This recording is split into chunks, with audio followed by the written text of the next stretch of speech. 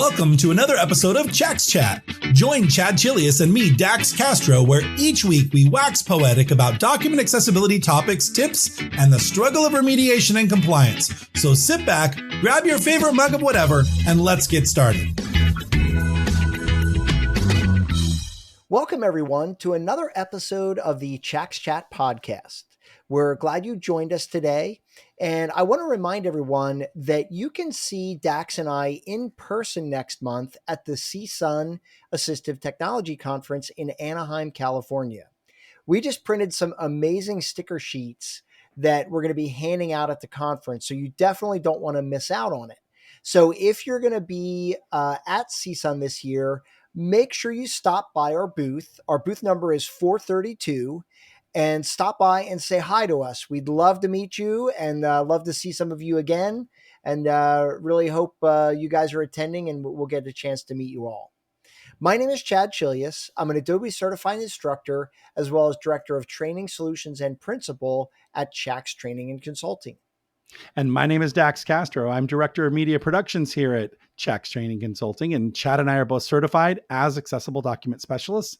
And if you'd like your certification too, head on over to accessibilityassociation.org/certifications and get yours today. They are a great organization to be part of. In fact, they will be at CSUN, right? They will. They will. Yeah. And as a matter of fact, as you talk about that, boy, does time fly, because you and I just got notified that our certification was up for renewal, which means that we have had our ADS certification for 2 years. So it is 2 years, right? Three. Is it 3 years? 3 years. I'm not that old, Dax. That's not possible. But so you and I both renewed our certifications this past week. For those of you who don't know, you have to gain credits to maintain your certification. So you have to do so much, speaking and activity, within the realm of accessibility, and then you can re-up your certification. So. Yeah. Wow. 3 years. That's crazy. Yeah. Hey, so pond talk, right? I know everybody's been dying to hear. So I had to hire a company to come out and use sonar locating equipment to basically find the leak in my pond. So they used this really high powered microphone, dropped it down into the water, and you could hear the of the water flowing. Like literally I got to hear it. So it was really, and then the little bit of gurgling, et cetera, et cetera. So anyway, I'm confident I know where the leaks are now. I've got a plan to get them fixed, but I got to wait for the rain to stop because it's been raining. So. Oh, wow. Yeah. You guys got snow, right? We did. We got 8 inches yesterday. Yeah. But somebody said it's like we live in Denver because we got 8 inches of snow. By the end of yesterday, half of it was gone. As the sun came out, it warmed up and started melting right away. So that's typically that's not typical of Pennsylvania. Typically, It's just really cold, and if it snows, the snow's around for a while. But it's getting late in the year, so glad it's not sticking around too long. Awesome. Well, we were right at the 4-minute mark, so we don't want to go too deep into for all of our people who listen to who are new listeners to the podcast. Typically, the first 4 to 6 minutes are kind of banter back and forth. So don't get offended if we're not right into the topic, because Chad and I, we just like to talk about. Like to have fun. It's a balance, right? It's a balance. So, well, speaking of fun, this week I was busy. I created 2 LinkedIn posts, and they were both video posts. One of them I did on an alternate way of creating dot leaders in Adobe InDesign so that your leaders get artifacted automatically. So if you haven't seen it, go to my LinkedIn page and check it out. And then I did another one, and my idea behind this one, Dax, was I wanted to create an accessibility post for everyone. I wanted to create an accessibility post that everybody could relate to. And my post that I did was, I think many of us are in the same boat where we go out to a restaurant in dimly lit lighting, and they hand you a menu that's set in like 6-point type. Right. And I struggle to read this, especially because I don't really Sure. carry my glasses with me. And so in my video, I showed how you can download the PDF version of the restaurant's menu and use liquid mode to more efficiently read the menu. Dax, you and I have been doing this forever. You know, you and I. Right. Well, and it only works in some menus. It depends on how they made it. We've definitely been in lots of restaurants where it doesn't work, but when it does, it works great because if they've used heading structures, things collapse and it's all great. Definitely go take a look at his videos. Both of them are really good. I definitely have watched them and feel like, you know, you could definitely get some benefit out of it. And even if you're not a remediation specialist, right? I mean, using Acrobat's liquid mode is something anybody can do. Well, and what I also said in the video is that not all PDFs are created equal. And so you may try this and it may not work. And I said, if it doesn't work, say something to the restaurant. Right. And say, hey, do a better job so that when I try to use this, that I can leverage this feature, you know? And if they say, I don't know how to do that, you can say, well, we know a guy, right? We know somebody who could do Call that. Chad and Dax, right? That's right. That is right. So, I want to talk just a minute about the stickers that we have for CSUN. So we have these really great stickers, and I'll put an image up on the screen here, but we have coined 2 new terms for accessibility. I'm so excited, right? And what's even more exciting, before I tell you what these terms are, is that we posted these in our PDF accessibility Facebook group. And the reaction we got was just as excited about them as I was, which was really validating. So there are 2 new terms that we want to introduce to you. One is Chax-essible. That something is Chax-essible. It is a user-focused experience beyond the WCAG standard, according to Chad and Dax. And this, we've talked about this so many times on our podcast, right, Chad?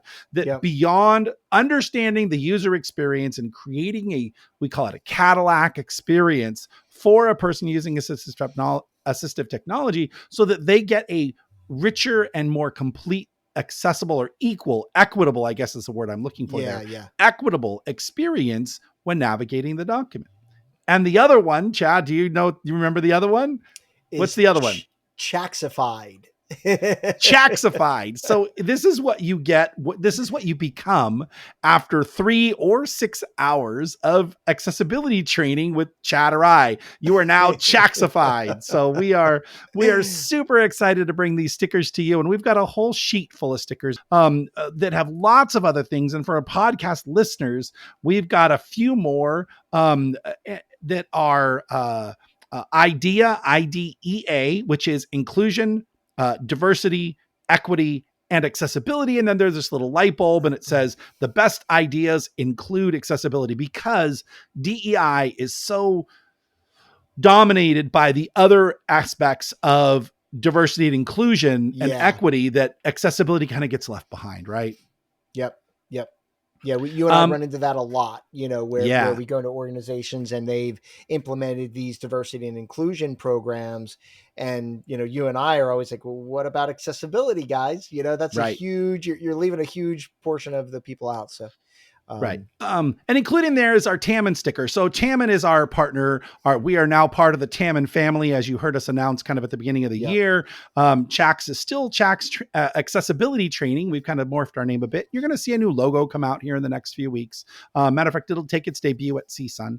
But we're still the same company. But Tamman's a great company if you're interested in mobile or app or website accessibility. You want to find a company that can really take your website or app or development project to the next level when it comes to accessibility. They also do a lot with statistics and data analysis and that type of thing. So, you know, Tamman's a great company. They wanted to expand their document accessibility arm.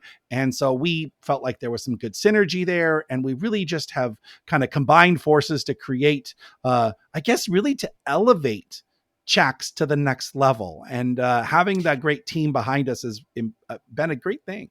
Oh, for sure. I mean, honestly, you know, when we were in talks with them, I mean, all parties were excited because we felt like Tamman was getting elevated, but you and I also thought that Chax was getting elevated, right? I mean, it was just such a win-win, and now, you and I have always been very much document focused, but now that Tamman is part of this picture, we can include web accessibility into, the solution as well, which is really neat. Well, and I rely on them because I completely know my lane, and I am going to stay in the document accessibility lane. I am not going to try to do both. It's just, I'm not that guy. Right. Again, we've got people, we've got Wally and a bunch of other great people at Tamman who know the web side of things. And those are the people you'll be talking to. You're still not going to talk to us about web accessibility, but I'm looking forward to learning more about web accessibility, to be honest, through our travels. Awesome. Well, today we wanted to talk about a couple of different things. The first thing I wanted to talk about, though, Chad, really is about understanding the user experience when it comes to screen readers. I just encountered a client who has said, I want to be able to press the down arrow and move from one block of content to the next. And the reality is that it really depends on the source file. If your document was created in Canva or some of the other online Grackle, Google Docs or something like that, you're not going to get the same experience, including InDesign, that you would if your document was exported from Word. Word does a really good job of keeping all of a paragraph inside its own paragraph tag. Yeah. But because of the fluid nature, as they say, with great power comes great responsibility. In InDesign, you can set up styles and character styles and all sorts of things and adjust text in lots of ways beyond the normal control. But once you do that, InDesign has to have a way to control or to set those properties. And it does it by the use of a span tag. Mm-hmm. And so you will find that when you add things like soft returns or underlines or bolds or column settings or kerning or spacing, those things kind of trigger more span tags. Yeah. And the problem with that is that when you use NVDA or JAWS and you just want to press the down arrow, it's only going to move from marked content object to marked content object. And that's a problem for some people. But what we fail to realize is that most people using assistive technology are not using the down arrow to navigate every piece of their content, right? Talk about how much structure matters in a document, Chad. Yeah, I mean, you and I preach this, right? Like one of the core principles that you and I build our approach on is WCAG success criteria 1.3.1 info and relationships, right? Yep. The reason why we're so passionate about that success criterion is because it provides so many benefits to the user of AT, right? So let's talk about that for a second. Info and relationships simply says tag content as what it is, right? If it's a heading, tag it as a heading. If it's a list, tag it as a list, figure, caption, whatever. But why does that matter, Chad? Yeah. Why does that matter? So the reason that's so important is because just, and I'm gonna speak to the sighted user community for a second, and I'm gonna ask you, when you read a document, whatever document it is, but I like to use a newspaper as an example. How do you read that product? You scan the headlines, right? Because maybe I don't want to read about whatever it is, whatever the topic is. Maybe I'm not interested and I want to figure something out that I am interested in. And so we scan the headlines to determine what is of importance. Users of assistive technology, if a document is well structured, has the ability to do the same thing, right? So by pressing the H key, that's one way, but by pressing the H key, it is going to navigate from heading to heading in that document, regardless of the heading level. Whether it's an H1 through an H6, it's going to jump from one heading to another so that the user knows what that information is about. Now, you could get even more specific if you want to. If you press the number 1, it'll read all the H1s. If you press the number 2, it'll read all the H2s and so on and so forth. So by doing that, you are creating a very equitable experience for users of assistive technology. You're giving them a efficient way of navigating that document. And one of the things, and those are great points, Chad. And one of the things that we teach in our Designing with Accessibility in Mind class is that as you're designing the document, you need to be thinking about, how do I want the user to move from content to content? And many times it requires thinking about, do I need a heading here? Will it make sense for the user to go from the chapter 1 heading to the additional resources heading, skipping over maybe case study 1 and case study 2? Do I want to include more info or contact info heading above my contact info rather than just putting my contact info in? Because then it allows a user to know this section is about my contact info. And so it really is that designing with accessibility in mind. And in this exercise this morning with this client, we talked through some of that. And I said, look, these are launching points from one piece of content to the next. And you can design these things in at the beginning, or you can realize that you might be relegating someone to pressing the down arrow, where it's like reading a romance novel. If you had a romance novel in your hand and I said, find the part where she lands on the island, and you'd thumb through those pages trying to figure out, read a few lines, read a few more lines. Oh, that's not it yet. That's not it yet. Imagine doing that with a screen reader. You're down arrow a few times, but imagine you have no idea what the story's about. You have no idea where you are, what's coming up next, where things, how things are organized. You don't know the storyline. So that's why that structure is so important. And when your understanding of using assistive technology is pressing the down arrow, you're doing a disservice. And I'll just be plain about this. You're doing a disservice to the people who use assistive technology on a daily basis, because there's a lot more to it. And just like you would never hand someone a novel, a newspaper written in novel format, you would never hand someone a PDF with just a bunch of paragraph tags and tell them, we'll just use the down arrow to navigate through that content. So. Right. And I mean, what you just talked about, Dax, is you were saying how people need to create headings, right, within their content. And most people do this really without even thinking, which is part of the problem, right? Like typically in Word, what they'll do is they'll highlight the text, make it bigger, make it bold to look like a heading, right? But structurally, they're not defining it as a heading. And that violates info and relationships. Well, and what was funny is this document was exactly that way. I looked at the paragraph styles. It looked well styled. It had what you would think were regular paragraph styles you would find in any document, but they used the single heading style for body text, for headlines, for subheadings, for everywhere in the whole entire document was all using this subhead 2. And then they just modified what it looked like. So you couldn't just go in and replace a style. You literally had to rebuild some of the document structure because it was just used everywhere and in so many different ways.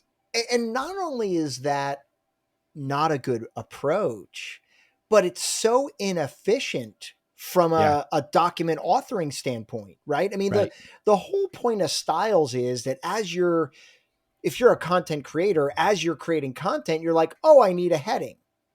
You go over to your styles and you say heading 2, right? And magically it looks like a heading 2 and it's going to be tagged as a heading 2, right? There's so many benefits to using styles beyond accessibility.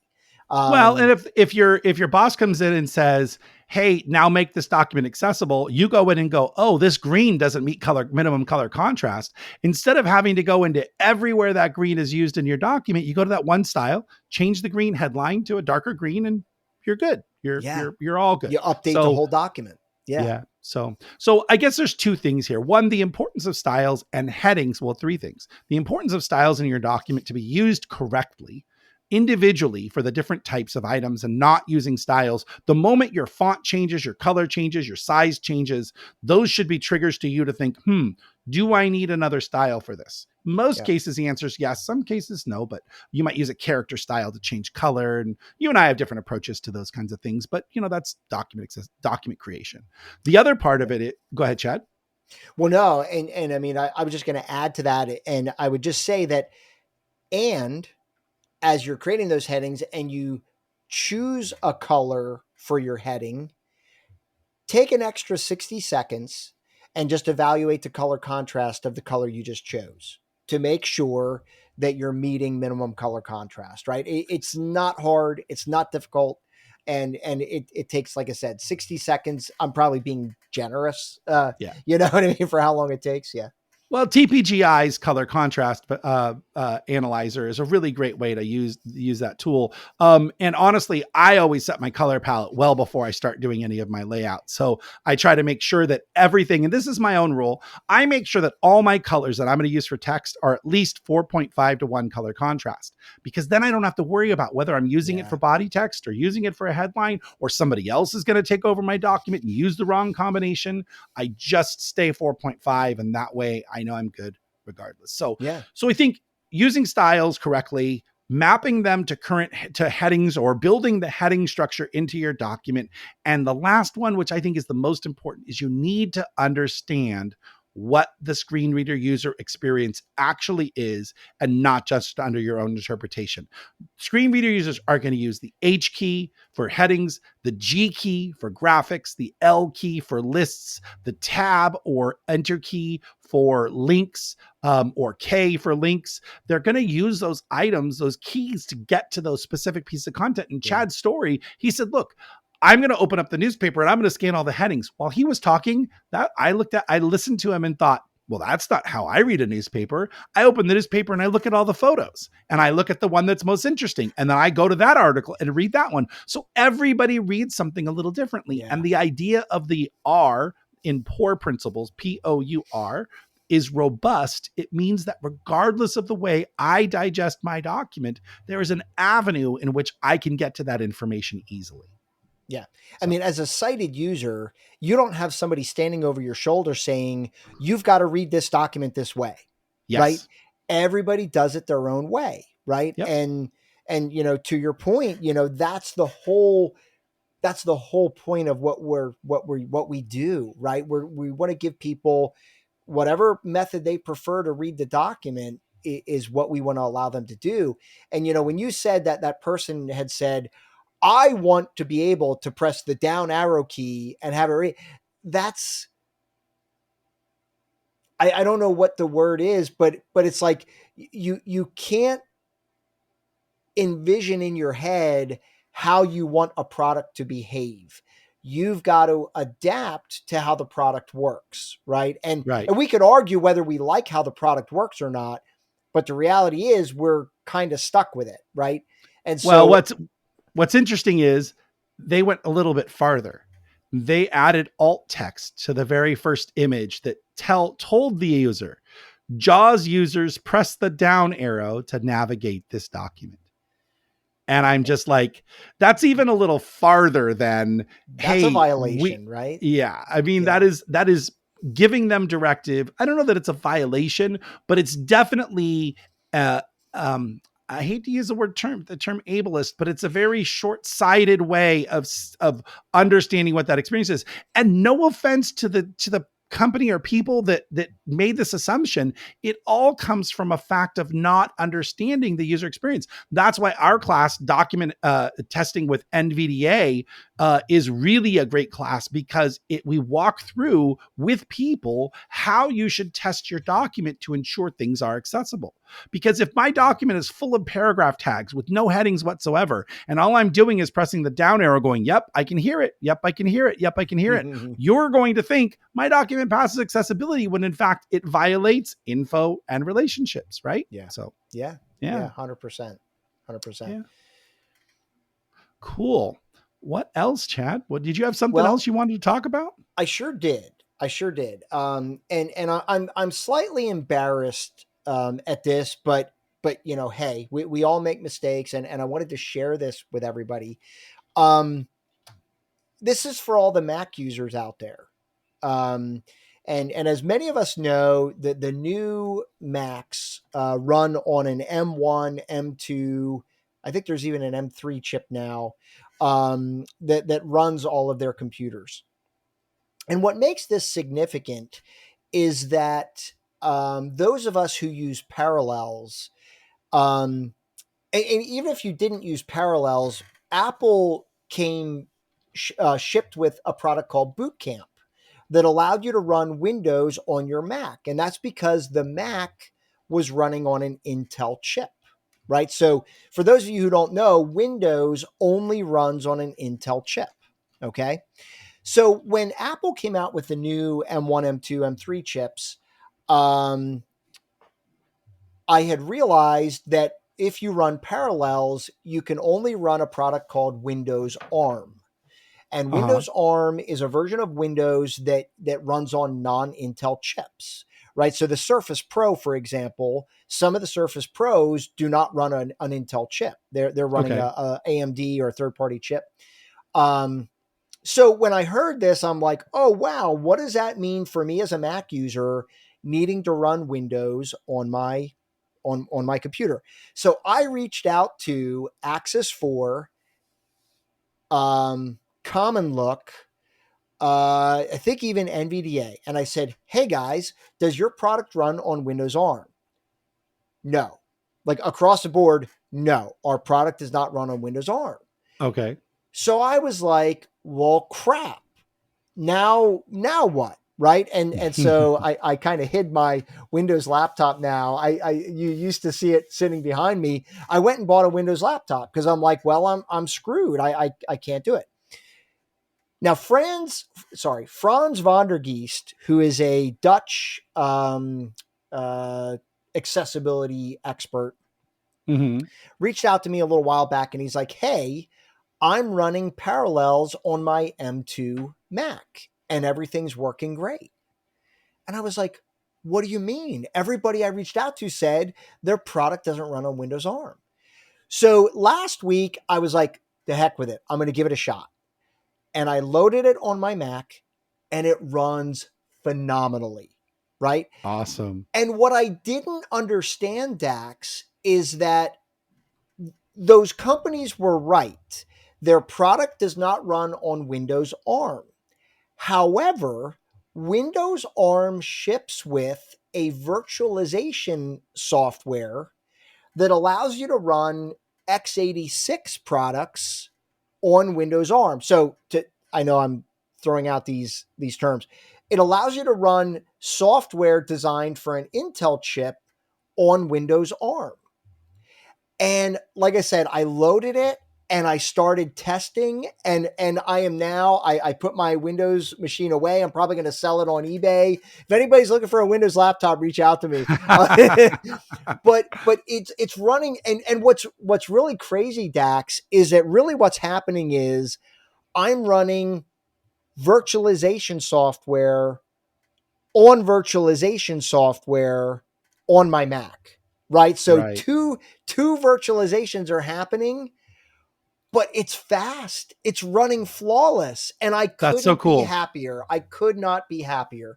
So I am now, you see the smile on my face. I am so happy that I don't have to run a separate computer. Because when you and I were traveling, Dax, I was carrying 2 laptops with me. Right. And I'm just like, oh, really? Like, do I really need to do this? But now I could go back to, my tried and true Mac, and we're good to go. So I hope that helps you guys, because I think I did give you guys incorrect information in the past. I was assuming that it was not going to work, but I'll be darned. I did it last week, and I am quite pleased with the results. So I hope that helps you guys who are also Mac users who need to run Parallels for the accessibility products that we need to use. Yeah, absolutely. And there's a lot of people that ask us about using Macs. They're like, hey, I'm just getting into accessibility. What are the programs that you can use for a Mac? And the answer is none. Yeah. You have to get a Windows emulator, and then they follow up with, well, I work for a government agency, or I work for this or that, and they don't allow us to do that kind of thing. And the answer is, well, I'm sorry. Then, it's definitely not the expectation of somebody using, getting into this field that, well, it's only a PC thing, but it just kind of is where it is. Apple VoiceOver has its own proprietary system. And so they're not really interested in playing in the world of the PC world. And for the most part, Apple VoiceOver does okay. I'd say on a mobile device, phenomenal experience. Quite well. Yeah. In a PDF inside your desktop machine, maybe not so great. It's got some bugs for sure. Yeah. But most people who are using assistive technology are using NVDA, JAWS in a Windows environment, you know, and that's just the reality of it, you know? So yeah. Awesome. Well, Chad, this has been a great session. I hope that people have got some good nuggets of wisdom out, from us on this session today. And I just wanted to remind people that, we talked about CSUN at the beginning, right? But tell you guys, we're doing a pre-conference masterclass. Well, I don't know if it's a masterclass. It's a pre-conference full day lab on mastering PDF accessibility evaluation, where we're going to teach you how to walk through a PDF document, look at the tags, analyze the structure, ensure that it's a good user experience, some of the gotcha things that you need to know, some really great stuff. And honestly, we always pack this class with an enormous amount of handouts to help you as you return back home to remember kind of what's going on after you've been Chax-ified, right, Chad? After you've been Chax-ified, right? I like blanked on that for a second. So that's okay. And then we've got the 3 classes, Chad. So you're teaching which class? So I'm going to teach a session called Bridging the Accessibility Gap Between Word and PDF. And then, so that was the only other one that I got accepted. Dax, you got 2 additional sessions accepted. Yep. You're teaching Beyond Compliance, 3 techniques for better infographics, which is going to be great for people who do infographics.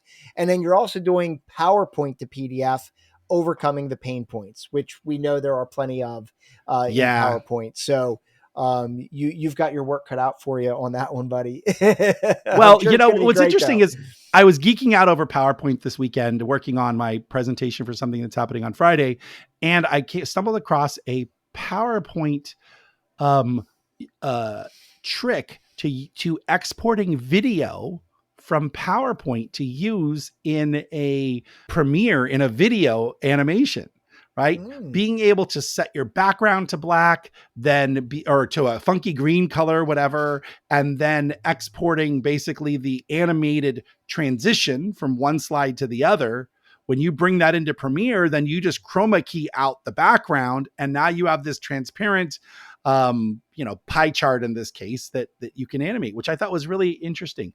The other thing I found out was, and this goes for accessibility, that if you create an outline in Word using headings and heading 1s for your main topics and heading 2s for your bullet items, you can actually import that into the outline viewer for PowerPoint. So it'll say import outline. And when you import the outline, you point it to your Word doc, and then boom, it comes into the outline viewer inside PowerPoint, and with all of your slides all set and all of your bullets all set. And then you can use the designer feature of PowerPoint to then style your slides, and makes it really easy. I thought it was a really great way. You and I tend to really just type our outline in PowerPoint kind of as you go, right? Yeah. And I think that's an underutilized feature of PowerPoint. I think a lot of people aren't really aware of it, but I love just putting it in outline view and just start typing my main topics that I want for each slide. And then you could switch back to layout view, and your slides they're not built, finished, but they're pretty much pre-populated with that data. And it's really nice. Well, and then for our slide decks, we can use we have a template, right? So you just right click on that slide and hit apply this template, apply that template, master slide, and it goes really quickly. And we kind of design those things, the templates, kind of knowing kind of what content we're going to put in. So makes it really easy. So anyway, awesome. For sure. Yeah. Well, listen, guys, thank you again for joining us today. I hope you found the discussion useful and helpful.